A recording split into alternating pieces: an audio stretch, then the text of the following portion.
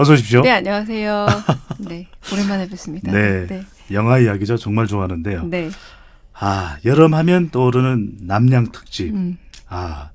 요즘 과거에는 이런 표현들 많이 썼는데 맞아요. 저도 기억나는 게 뭐 조스, 월하의 공동묘지. 전설의 고향. 이러면 진짜 연식이 들썩나는 건가요? 네. 이 공포의 영화 좀 많이 안 보인다는 이야기도 있는데 네. 위상이 과거에 비하면 어떻습니까? 최근에 와서 다시 위상이 높아졌고요. 네. 한동안은 왜 여고괴담 시리즈도 기억나시죠? 기억납니다. 매년 이게 개봉 안 하면 여름이 안 온 듯한 느낌도 들기도 네, 했고. 또 스타 배출의 산실이었죠. 네, 그랬는데 어느 해부터인가 이제 공포 영화가 좀 사라지기 시작하더니 네. 한동안은 한 10여 년은 공포 영화가 거의 없었다고 해도 그런 무방해요. 뭐 이유가 있었습니까? 왜냐하면 공포 영화가 사실은 제작비가 좀 적게 드는 영화 장르입니다. 그리고 네. 신인들이 대거 진출할 수 있는 영화였거든요. 그런데 그 작은 영화에서 오히려 큰 효과를 볼 수 있어서 공포 영화들을 많이 만들었는데 네. 아시겠지만 최근에는 좀 큰 영화에 큰 투자를 했을 때 오히려 더 많은 수익을 얻을 수 있다라는 공식이 좀 한국에선 좀 퍼져 있다 보니까 게다가 또 여름에 올해도 그렇지만 그 텐트폴 영화라고 해서 관객들 많이 들어간 영화들이 주로 여름에 자리를 잡다 보니 네. 이런 작은 영화들이 들어갈 틈이 좀 없어진 거죠. 그래서 점점점 사라졌었는데 네. 오히려 최근에 이제 드라마라던가 이런 다른 장르에서 좀 환영을 받았고 근데 이게 우리나라 현상만은 아니었어요. 무슨 네. 말이냐면 공포 영화에서 이제 J호러라고 하는 아시죠? 뭐 주온이라던가 네. 뭐 이런 일본. 네 이렇게 뭐 네. 이렇게 링처럼 뭐 링. 우물에서 나오던가 하지만 지금도 맞아요. 우물가를 못 가겠어요. 이런 애들이 자리를 차지하던 게 갑자기 너무 좀 극한으로 가잖아요. 그 일본 공포 영화들이 뭐 거의 용서도 사죄도 없고 끝까지 이렇게 너무 무서운 쪽으로 가다가 전 세계적으로 사실은 공포 영화가 좀 씨가 말랐었다가 최근 들어서는 이제 미국 같은 경우는 뭐 어스나 겟아웃 이런 영화들이 다시 붐을 좀 일으켰고 네. 제임스 완 영화들이 붐을 일으켰고 우리나라 우리나라 영화는 좀 특이하게 검은 사제들 혹시 보셨나요? 금은 사제들 이제 좀 강동원 씨가 이제 사제복을 입고 나와서 그랬었죠. 네, 굉장히 팬시하게 좀 네. 느껴져서 그런지 그 이후로 오히려 그 오컬트 중심으로 한국 공포 영화들이 좀 스물스물 나오기 시작하더니 올해는 네. 그래도 꽤 많은 영화들이 개봉했습니다. 네. 지금 딱 말씀 주셨는데 주로 이번 여름에도 올해 여름에도 이 사자라는 영화 맞아요. 지금 상영 중인데 네. 말씀하셨던 대로 우리가 공포 영화 그러면은 13일 네, 금요일. 네. 네. 그런 전통적인 공포 영화 말고 요즘에 오컬트물이 이렇게 유행하는 특별한 이유가 있습니까?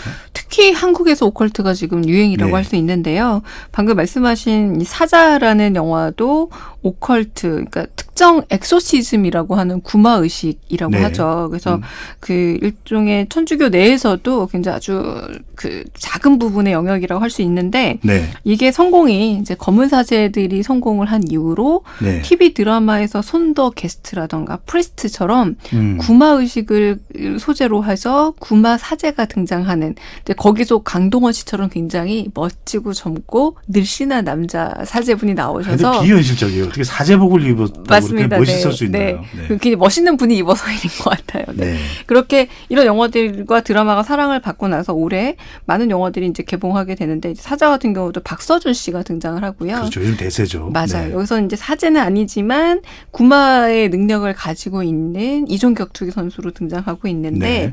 근데 이 부분은 사실 미국 영화에서 키아누 리브스가 콘스탄틴이라는 영화에서 비슷한 이미지를 기억납니다. 한번 했었거든요. 네. 그러니까 구마 히어로죠.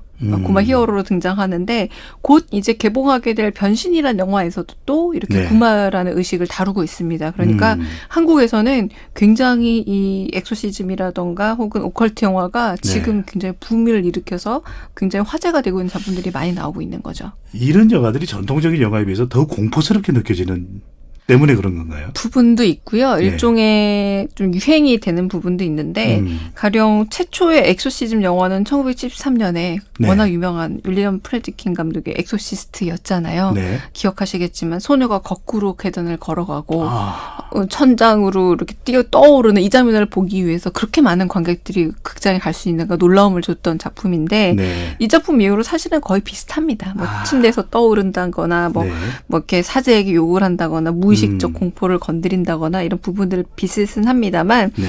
그 1976년 오맨도 있었죠. 그렇죠. 네, 사실 이거는 오맨만 해도 좀 전통적인 맞아요. 전형적인 모델이라고 봐야 되지 않을까요? 네, 맞아요. 그러니까 이 두 개가 이제 전형적인 모델이 되는데 네.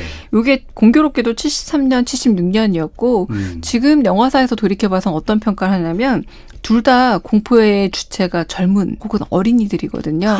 그래서 이 당시 이제 이를테면 베트남 전쟁에 대한 굉장히 극렬한 저항 정신을 보여줬던 젊은 세대들, 네. 이 기성 세대를 오히려 무너뜨리기 시작한 때라서 공포 영화들은 결국은 젊은 세대들이 기성 문화를 완전히 전복하고 뒤집어 엎는 것에 대한 공포감이 네. 이렇게 귀신 들린 애로 많이 등장했다라는 게 사실 미국 공포 영화사의 거의 정설로 인정이 되고 있어요. 우리도 그렇지만 지금 헐리우드도 이런 흐름이 있는 거죠. 맞습니다. 네. 그래서 그때 그렇게 등장을 했었고 지금은 좀 미국 공포 영화를 조금 보시면 흥미로운 게 네. 가령 조던 필 감독의 겟아웃이나 어스 같은 경우는 인종 문제를 상당히 민감하게 아주 예민하게 영화적으로 바꿔놓고 있는 게라웃은 작품들이 상당히 인상적이더라고요. 맞아요. 네. 어스도 사실 알고 봤더니 거기에 이제 흑인의 네. 어떤 인종적인 문제가 들어가 있었는데 근데 전통적으로 워낙 공포 영화 사회적 소수자들이 주인공으로 등장하는 경우가 좀 많이 있습니다. 가령 우리도 전통적 아까 전설의 고향 우리 얘기 나눴지만 장화홍 년 전에 등장하는 장화홍 년이 귀신이 되는 이유는 네.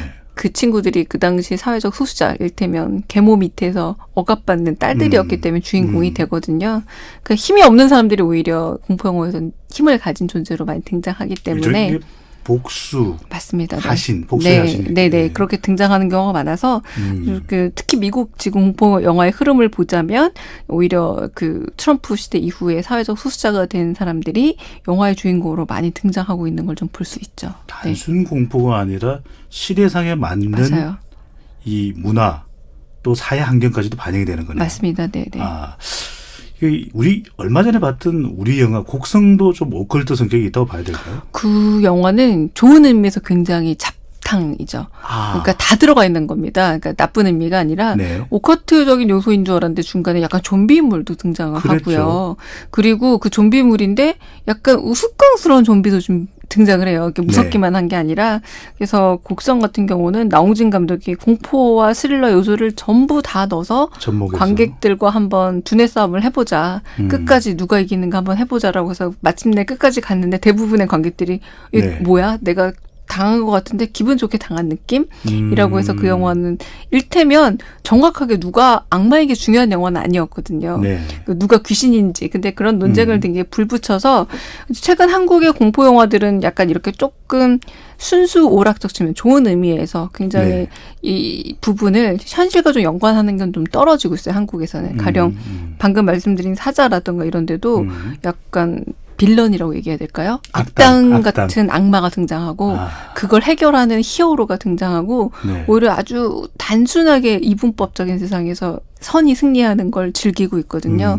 이게 올해 좀 여름 시장의 특징이기도 합니다. 플롯 자체가 다양하다고 좀 섞여 있다고 봐야 되겠네요. 맞아요. 좀 섞여 있는 거죠. 네. 네. 근데 이 공포 영화든 우리가 영화 장르 좀 다양하면 좋은데 이렇게 이 공포 영화의 특징이 오컬트 맞아요. 쪽으로 모아지는 이유는 뭔가요? 이게 오컬트뿐만 아니라 이상하게 공포 영화는 좀 쏠리는 경향들이 있습니다. 아까 말씀하셨던 13일의 금요일 나올 때는 네. 그게 프랜차이즈 영화라고 해서 막 10편 넘게 나왔잖아요. 그리고 네. 할로윈도 그렇고 이게 특징이 뭐냐면 공포라는 게 아무래도 가장 원초적인 감정을 건드려서인지 한번 그 영화가 성공을 하면은 되게 다양한 접근이 나오는 게 아니라 비슷한 쪽으로 감각이 좀 모이는 거죠. 그래서 네. 그런 작품들이 주로 많이 나오다가 그래서 사실 외면했던 거거든요. 심지어 시리즈물까지도 나오고 맞아요. 있으니까. 할로윈도 막 거의 10편 넘어가고 하면서 네. 뭐 텍사스 전기톱 살인 사건이나 이런 것들이 너무 비슷하게 나오니까 한동안 완전 사라졌다가 사실 부활한 게 어떤 작품이냐면 스크림이란 작품으로 알고 부활을 했죠. 네. 이 공식을 노골적으로 한번 사용해보자라고 해서 성공했고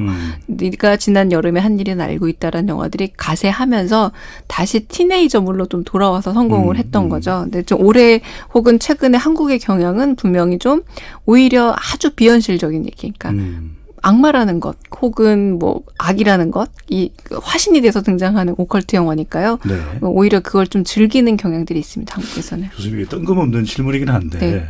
공포 영화 보면 진짜로 이게 좀 체온이 내려가나요? 좀 실제로 시원해지- 내려간대요. 네, 실제로 내려가는데 네, 그게 사실은 공포 영화에서 제일 나쁜 결론은 죽는 거거든요. 그렇죠.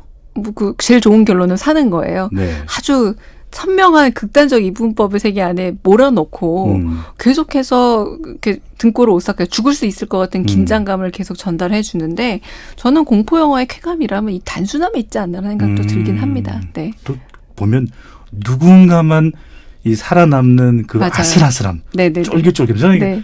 파이널 데스티네이션이나요? 아, 네. 어쩔 수 없이 죽게 되는 그 운명. 맞아요. 네. 아, 네. 그래서 그러니까 결국은 그래도 거기서 제일 나빠도 죽는 거고 좋으면 사는 건데 네. 결국은 우리 인생도 길게 보자면 죽기 아니면 살기라는 건데 공포 영화는 이걸 아주 단순하게 네. 압축을 해서 그 살아남고 이런 걸 상징적으로 쓰는 게 아니라 말 그대로 목숨을 건 게임을 하다 보니까 네. 이 단순함이 오히려 여름에 이 복잡하게 이렇게 스트레스 받고 싶지 않은 관객들에게는 더 통하는 게 아닌가 싶기도 공포 합니다. 그 자체만으로도 맞습니다. 네. 주제가 되니까요. 네. 네.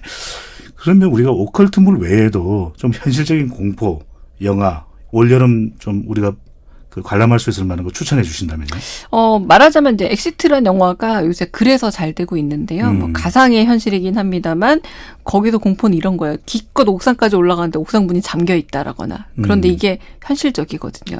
사실 우리가 이렇게 도피를 하거나 혹은 대피를 해야 되는데 네. 비상문이 보이지 않는다거나 잠겨 있는다거나 이런 막다른 경우들을 골목에. 네. 만들어 가고 있는데 저는 최근에 여름 영화는 아니었지만 도어락 같은 영화들이 좀 현실 공포 영화라고 보여졌어요. 어떤 뭐냐면 면에서요? 그 말 그대로 혼자 사는 여성의 방에 네. 누군가 번호를 지속적으로 누른다라거나 이게 일테면 커뮤니티 여성 커뮤니티 사이에서 되게 퍼졌던 괴담을 영화로 만든 거거든요. 근데 실제로 요즘 보면은 뉴스에 종종 나오잖아요. 그 신림동 그렇죠. 사태처럼 네. 바깥에서 이제 이 도어락에 막 누르거나 아니면 번호를 누르는. 여자가 따라갔을 때 문 닫히는 찰나를 이용해서 들어가려다 그분은 실패한 거였는데 그 네. 범죄자 같은 경우는 그런 것처럼 현실 공포물이라는 게 생각보다 꽤 있어요. 그러니까 도어락 같은 영화들처럼 우리가 일상에서 느낄 수 있는 공포들도 꽤 많이 네. 이미 영화화된 것들도 있습니다. 좀 뭐 이번 여름에 이건 꼭 좀 놓치지 말고 봐야 된다라는 영화 또 어떤 게 있을까요? 저는 이 결국은 오컬트 영화들이 상당히 많이 등장하고 있는데 네. 다양한 접근들이 이루어지고 있어서 좀 그중에 한 편 보시면 어떨까 생각이 들고요. 아까 제가 네. 처음 말씀드렸지만 공포 영화가 신인 감독들과 신인 배우들의 굉장히 오히려 등장할 수 있는 출구와 입구가 되어줬던 등용문이 장르거든요. 되겠네요. 네. 근데 그런 부분에서 저는 공포 영화들이 작은 범주에서 계속 작은 제작비로 만들어진 영화니까 네. 꾸준히 좀 사랑을 받았으면 좀 바람이 좀 있습니다. 사실은. 네, 아니 근데 과거에는 보면 우리가 이렇게 식인상어 맞아요. 또는 아나콘다 네. 이런 류가 요즘에 자체를 물론 조스 유사한 종류의 영화가 있긴 한데 이게 사라진 이유가 있습니까? 근데 이게 공포라는 게 익숙해지면 둔감해지거든요. 그래서 아까 제가 한꺼번에 몰려서 나왔다가 한꺼번에 사라지는 게 사실 공포 영화의 특징이기도 합니다. 그러니까 알프레드 히치콕 감독의 새 같은 경우도 네. 처음 새가 등장해서 사람을 공격하니까 너무 새로워서 사실 그 이후로 조스도 나오고 아나콘다도 나오고 개도 네. 나오고 벌레도 나오고 온갖 종류가 다 네, 뭐 나오죠. 벌도 나오고 막 그랬잖아요. 네. 근데 그런 것들이 이제 약간 둔감해지면 사람은요, 이제 가령 자동차도 처음 등장했을 때 엄청 공포스러운 그런 도구였대요. 그렇죠. 그래서 매번 그런 엔진 소리를 내고 신문에는 이게 자동차 사고의 그런 험악함을 막 공포 영화처럼 묘사하고 이랬다고 하더라고요. 근데 이제는 아무도 자동차를 공포스러운 어떤 생활의 도구로 생각하지 않는 것처럼 익숙해졌기 때문에 맞습니다. 익숙해지면 좀 사라지는 게 공포 영화의 특징이기도 합니다. 영화 여기는 언제도 재밌는데 교수님 마지막으로 공포 영화는 네모다 네. 한마디로 표현해 주신다면요? 저는 공포 영화란 정서의 롤러코스터다. 왜요? 롤러코스터가 죽을 것 같지만 죽진 않거든요. 근데 공포 영화도 죽을 것 같지만 결코 죽지 않습니다. 네. 네, 오싹함을 즐기는 그런 놀이기구처럼 생각하시면 어떨까 싶습니다. 죽기는 아니고 까무러치기네요. 네, 맞습니다. 한 빙수 10개 정도로 한꺼번에 먹은. 네. 오늘 말씀 여기까지 듣겠습니다. 감사합니다. 네, 감사합니다.